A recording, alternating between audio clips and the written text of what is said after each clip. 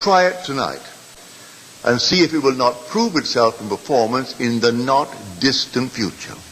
There is no limit attached to it. Now let me give you one most encouraging thought from John's first letter. We know that whatever we ask, and no matter what it is, whatever we ask of him, it will be accomplished. But who is the one of whom I ask? We know that no matter what it is in this world that we ask of him, it will be accomplished. You want it? The 5th chapter, the 15th verse of John's first letter. We know it. Do you really know it? Well, how do I ask? Well, I ask of him. Well, he is my imagination.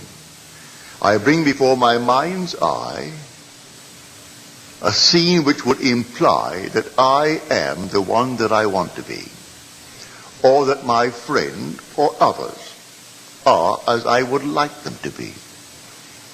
I try to confine it within the framework of the golden rule. That is, doing unto others what I would love them to do unto me, and not to go outside of that rule. It's such an easy thing to practice. Would I like the good that I ask of them? Yes. Like it for myself? All right, then ask it for them. Bring them before your mind's eye and dare to assume that what you are seeing in your mind's eye is true. Now there is a definite technique to it. A simple technique. If I can share with you what I do, and it works, I bring them into my mind's eye and I work myself up into an emotional state. It's like a peculiar rhythm. I breathe in and breathe out and breathe in and breathe out, and suddenly I reach a certain point, and then one deep inhalation as though I'm setting it up in a time exposure before my own mind. I set it up and all of a sudden I have a deep inhalation and every pore of my being explodes. And then I do nothing beyond that.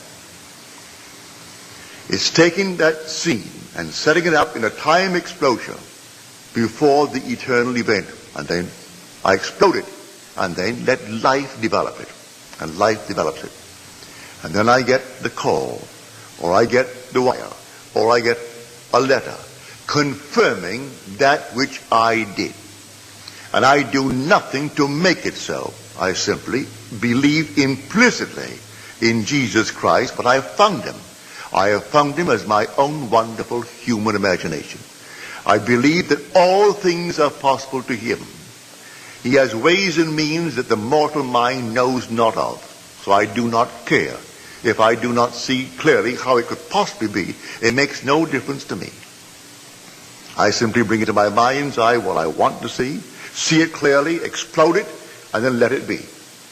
Now it could be tomorrow. It could be a month. It could be even years. I am not concerned. I have done it, and that's all that matters as far as I'm concerned. Everything has its own appointed hour. See the vision? That was my vision. The vision has its own appointed hour. It ripens. It will flower. If it be long, wait. It is sure, and it will not be late. A little chicken, 21 days. A man, 9 months. A horse, 12 months. A little lamb, 5 months.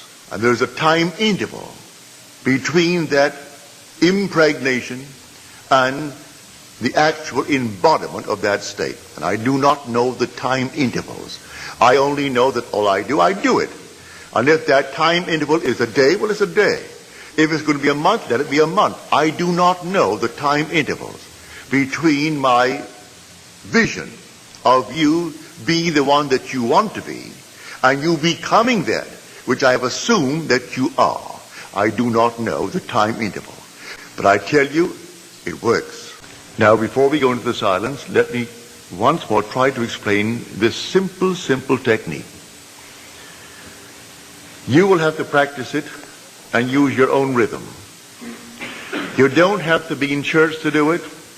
You can be sitting here tonight. You can be at home listening to nice music.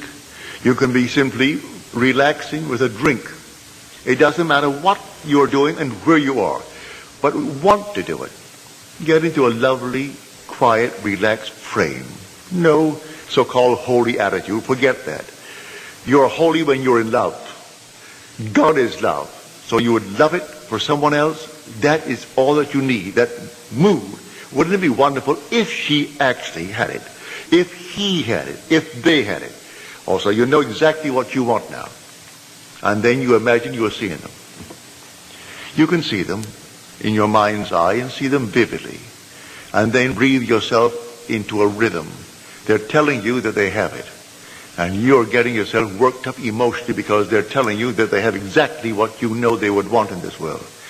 And then you reach a certain point and you explode. Something actually goes out of you. It's power. You work yourself up into a certain emotional state and then suddenly you explode. And you feel everything go out. And you cannot repeat it. There's no desire to repeat it. It was an actual psychic, sexual act. But there's no physical act. There is no evidence of any physical act. But it's the same thrill that you would were it a physical act.